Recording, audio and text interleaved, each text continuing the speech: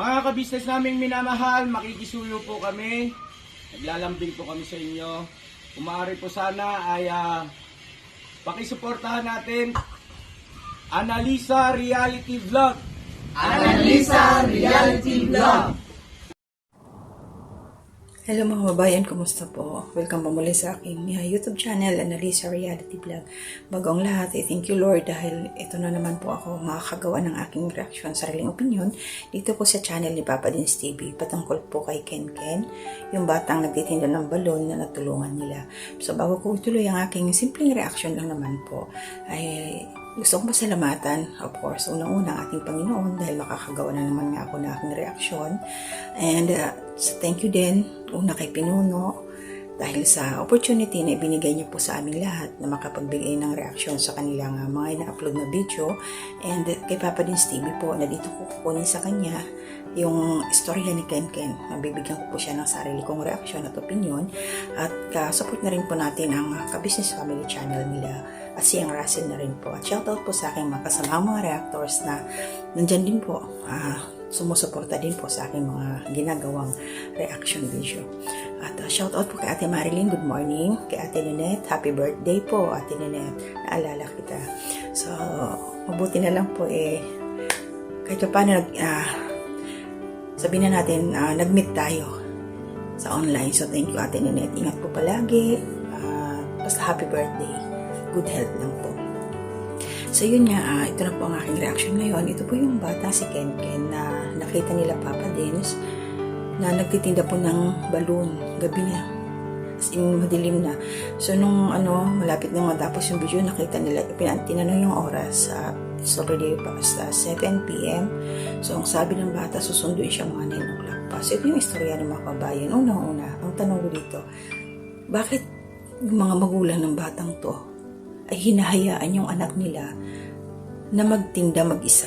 Okay lang naman yun na magtinda yung bata, basta may kasamang nanay o kaya tatay, yung hindi siya hahayaan mag-isa. Kasi kung tutuusin meron tayong batas, di ba? Yung child labor na sinasabi. Okay lang i-train yung bata para matuto siya sa hanap buhay, pero dapat meron siyang kasamang may guardian. Kasi bata yun, imagine mga kababayan, parang hindi ko ma-attempt 7 years old. Nasa lansangan, maghahanap buhay na kailangan niya magtinda para kasi mahirap nga daw ang buhay. Diba?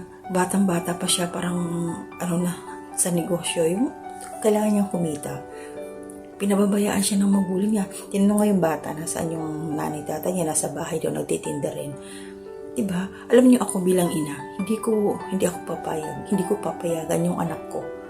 Kahit anong hirap namin na magtinda mag-isa, siya lang. Hindi ko papayagan talaga. Kasi delikado Sa edad na yun, dapat nasa bahay siya ganong oras ng gabi, alas 7. Hindi, para sa akin hindi pwede. Ang sabi nga niya, nag-aaral naman yung bata, grade 2 na si Ken Ken. So, ang pasok doon niya alas 6 ng umaga hanggang alas 11 ng tanghali, half day. Tapos nun, paglabas niya galing school, siguro kakain lang yun, umaalis na siya. Pumipesto na sa labas, magtitinda ng lobo. At pag hindi naubos, pagagalitan pa daw siya. Ganun. So, nagpapasalamat ako. Thank you Lord kasi nadaanan, nakita ni Papa Dins, nila Papa Dins kasama si Bruno at saka si Bugi, yung dalawang kagwang po. Tinulungan nila yung bata. Kasi kawawa talaga, gutom na gutom, medyo pinakain nga nila nag-snack sila, talagang gutom na gutom ng bata. So, ang questionable dito talaga yung mga magulang. Bakit nila hinahayaan yung anak nila na nasa lansangan, nasa labas, nagtitinda mag-isa? Gusto nga sanang ihatid nila Papa Dins kasi nga gabi na. Ayaw ng bata kasi daw pagkagalitan siya kasi susunduin. Sa bagay, naintindihan ko rin yung point ng bata. Kasi baka mamaya magkasalisihan, di talagang pagkagalitan siya. Kahit gusto man ihatid nila Papa Dins, magantay na lang yung bata doon kung kailan siya susunduin. Diba? Kayo, mga nanay, tatay, papayag ba kayo na yung anak ninyo sa ganong edad? Pagtitindahin ninyo ng gabi, siya lang mag-isa. Ako hindi talaga, hindi ko gagawin yun. Kahit anong hirap namin, magtitinda ako kasama yung anak ko. Sasamahan ko siya. Yung hindi siya lang mag-isa. Ganun. Kasi ginagawa ko rin yun eh. Titinda rin kami, nagluluto ako ng maititinda. Sinasamahan ko yung mga anak ko. Noon yun, nung hindi pa ako umaalis. Siyempre, kailangan rumakit. Pero more on, ako talaga ang nagtitinda. Luto ko, tinda ko. Kasi yung mga anak ko nag-aaral. So, hindi ko sila iniistorbo. Bakit kasi may mga nanay ng mga magulang na ganun ba? Sabi nga ng bata na pag hindi nagtinda, maghihirap sila. So, obligado siya. Kailangan maubos yung paninda niya.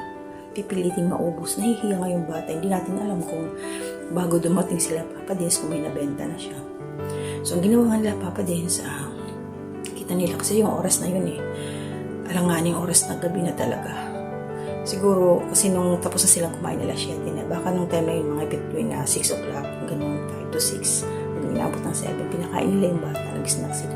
So, nakita natin, nagutom talaga. Meron siyang cotton candy. Bit-bit yung bata. Siguro yun ang pantawid gutom niya. Wala siyang dalang tubig. Sa bagay, hindi ko alam kung doon sa lugar na yun, may yung piso-piso ba yung hulog-hulog.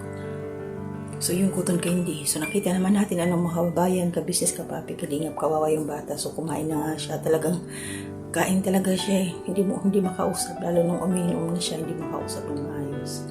So, yun, ang ginawa nila Papa Dins, biniro-biro, pinakyaw nila yung lobo at ipinamigay. So, dahil na naubos na ito, so, gusto yung manihatid talaga nila yung bata. Ayaw talaga pumayag na ihatid kasi nga takot din sa magulang, pagagalitan talaga. So, at least kahit paano yung bata, kung ano yung usapan ba, kung ano yung sinabi sa kanya, susunod talaga siya. Kasi nga nandun yung takot. Siguro, sa ko lang, na pagkakaintindi ko lang, parang napipilitan yung bata magtinda. Obligado siya. Parang inuobliga ng mga magulang. Hindi natin alam, pero yung ganong edad, sure yun talaga inuobliga. Kasi kung hindi siya obligado, dapat wala siya sa lansangan, dapat hindi siya nagtitinda, dapat kasama niya yung mga magulang niya. Hindi siya mag-isa. So, obligado yung batang yun. Kailangan magtinda ka para may pagkain ka, may allowance ka pagpasok mo, parang mga ganun. Mali yung ganun eh. Sana, yung iba dyan hindi ganun. Okay tayo magnegosyo, basta kasama. Tulungan, hindi lang yung minor na yun. Parang mali talaga, mali ang hindi deserve ng bata na maghanap buhay siya ng ganun. Kasi may mga magulang pa siya eh. Maintindihan natin kung wala nang siyang mga magulang. Maintindihan natin yun. Pero nandun yung mga magulang niya nasa bahay, safe. Ang mga magulang nasa bahay, nagtitinda rin daw. O bakit hindi niyo sinamahan yung anak ninyo? Sa labas kayo magtinda. Yung bata doon sa bahay magtinda. Palit, di ba? Parang hindi katanggap-tanggap na yung bata maghahanap buhay ng gano'n na siya lang mag-isa. Hindi talaga. So, salamat kay Papa Dins dahil natulungan nila yung batang yun. Laking bagay yung niabot nila na pera. So, siguro magtataka yung magulang nun pag sundo. May malaking perang iaabot sa kanila, naubos yung lobo. Magtataka siguro yun. Sana pagbalik nila Papa Dins, makita uli nila yung bata. Pumayag na isama siya doon. Sana aga-agahan para hindi naman yung gabi na, yung mga may araw pa. Kasi alas 11 naman na punta doon yung bata, siguro kahit yung mga ganong oras hapon, alas 3, papayag siguro yun na ihatid. Para makita natin yung talagang kalagayan ng batang yun. Kawawa talaga siya. Pero buyag, malusog. Malusog yung batang yun. Hindi halata nung hihirap. O diba? So, yun lang mga kabayan. Para sa akin talaga. Kung anak ko yun, hindi ko papayagan. Bahalang akong magtinda. Hindi yung mga anak ko. Or kung magtinda man sila, kasama ako. Promise, ginagawa ko yun. Kasi kasama ko yung anak ko. Naglalako kami ng mga niluluto kong pagkain. Dati. Yun. Kahit nandun ako, basta nasa Pilipinas ako mga babayan, nagluluto ako, titinda rin. Nung bago ako umalis doon, racket lang kasi diskarte lang talaga sa buhay. Araw-araw tayong kumakain. Siyempre, hindi naman pwedeng palabas lang ng palabas, so lang pumapasok. Talagang mamumulubi tayo doon. So, bilib ako doon sa batang yun. Pero nahihiya siya eh. Nahihiya siyang mabigay ng lobo. Paano kaya siya nakakabenta kung nahihiya man siya? Diba? So, maswerte yung mga kabataan na hindi nyo dinanas ang Katulad nung nangyari kay Ken Ken na kailangan niya maghanap buhay para makatulong sa pamilya nila. Para siguro may maging baon siya sa school. So, lalaki yung batang yun na maaga siyang nag-matured ang isip. Na maaga niyang naranasan yung hirap ng buhay na bawat sentabo mahalaga. Yun lang yung kaibahan. Kasi yung ibang mga ganung bata na edad na yun, Diyos ko, yung mga anak ko nga 12, 13 years old, grade 6 elementary at saka yung grade 7, Diyos ko, naglalaro pa, laro ng mga bata. Pero yun, yung si Ken Ken, hindi niya ma-enjoy yung pagkabata niya. Napakaswerte yung mga kabataan na nakakaranas ng talagang as in bata, yung walang ibang pinoproblema. Kaya nga tayong matatanda, minsan sabihin natin, gusto kong bumalik pagkabata. Kasi alam natin pag bata, wala kang ibang iintindihin, wala kang problema. Basta makakain ka lang, yun na, wala kang ibang iisipin. Kaya yun talaga yung iba. Gusto kong bumalik pagkabata. Yung puro iintindihin mo lang yung laro. Pero yung mga kabataan ngayon, iba na rin talaga. Iba na rin. Diyos ko, shout out dyan yung high school na nagpapatentero ka sa kalsada. yung mga kaedaran ko, mga 80s, 90s, ay 70 pa lang. No, diba? So, ayun mga kababayan, abangan natin kung meron pang part 2 itong nangyari kay Ken Ken na blessed sa tulong nila Papa Dins, kasama yung ating masisipag na kabugwang, si Kabugwang Bugi at saka si Kabugwang Burnok. So, yun lang po muna ang aking reaction ngayon. So, naawa talaga ako dun sa bata. Ano kaya magiging reaction talaga ng mga magulang niya? Sana naman yung mga magulang mapanood yung video ni Papa Dins. Para may masmasan kayo. Samahan niyo po yung anak ninyo sa paghahanap buhay. Huwag niyo siyang hayaan na nasa lansangan mag-isa. Delikado po talaga. What if may puting ban na dumaan ni karga yung anak ninyo? Kaya natakot yung kila Papa Dins kasi nakaban. Kaya ayaw niyo sumakay yung bata. Baka makidnap siya. Joke lang. Kinakabahan din yun. Biniro nga na alis na sila Papa Dins, hindi pa nababayaran. Kaya tawanan sila ng may bayad daw. So yun mga kababayan. Panoorin niyo po para sa mga hindi pa nakapanood. Suportahan po natin yung YouTube channel po ni Papa Dins kasi napakasipag po ng sabihin ko bata. Napakasipag ng batang ito kasi mas matanda na ako. 20s pa lang si Papa Dins, halos kalahati. So napakasipag ng batang to. Napakaswerte nyo rin kasi nga trained talaga sila sa hirap din ng buhay pero tinutulungan ng mga magulang ito sila Papa Dins, diba? Kwento nga yung naging buhay nila noon, tulong-tulong din sila, pero ito si Ken Ken kakaiba, solo flight, naghahanap buhay mag-isa para makatulong sa pamilya. Kaya kayong mga kabataan na wala yung hindi nyo dinanas, yung ihingi na lang kayo ng baon kay mama at papa, wala kayong kahirap-hirap, pabutihin nyo yung pag-aaral ninyo kasi napakaswerte nyo. Ba? Kaya nyo kaya yung pinagdadaanan ni Ken Ken? Ganong sitwasyon na magtitinda muna siya para lang pero silang may tulong siya sa pamilya niya. Kaya kayong mga masiswerteng kabataan dyan, huwag kayong maging abusado sa mga magulang ninyo, mag-aral mabuti at tumulong din, diba? Sa paraang kaya nyo lang. So, ayun po, mga kababayan ka business, yun lang ang aking reaction sa ngayon.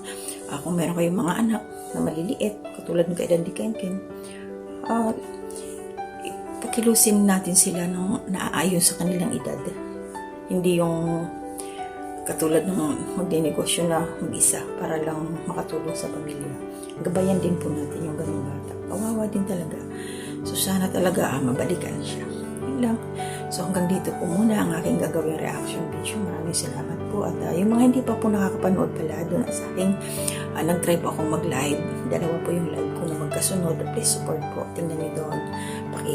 Pakisilip niyo lang po yung aking live. Dalawa po talaga yun. Yung unang live ko ay patungkol po doon sa reaction ko kay Kayla nung pinuntahan siya for follow-up chat-up ni Papa Dins. Pero hindi naman sila umalis. Pag tinignan lang, tinignan ang kondisyon ni Kayla kung mayroon ng pagbabago. Nandun po yun sa live ko ang aking reaction. Panoorin nyo na lang po. Then, ang pangalawang reaction ko naman ay ito yung kay Papa Dins, kay ka-business official naman po, yung sinilip muli nila, pinisita, nilinisan po yung inabando ng bahay ni Bong. Panoorin nyo rin po, nasa live ko ang aking reaction. So yun po, sana mapanood ninyo. Ngayon lang po ulit ako mag-upload talaga ng aking, mag-edit ako ng aking reaction video. So maraming salamat po. Tuloy lang po ang buhay. To God be the glory. Mga kabisnes naming minamahal, makikisuyo po kami. Naglalambing po kami sa inyo. Kung maaari po sana ay pakisuportahan natin Taong Gala. Pakisuportahan po natin Taong Gala. Analisa Reality Vlog. Analisa Reality Vlog. Anime Reactors TV. Anime Reactors TV. Alminda Cariaga Mix Vlog. Almenda Cariaga Mix Vlog. Ma'am Fleurs Channel. Ma'am Fleurs Channel. PLC Katangay Vlog. PLC Katangay Vlog. Kalingap Turak. Kalingap Turak. Alright? Alright!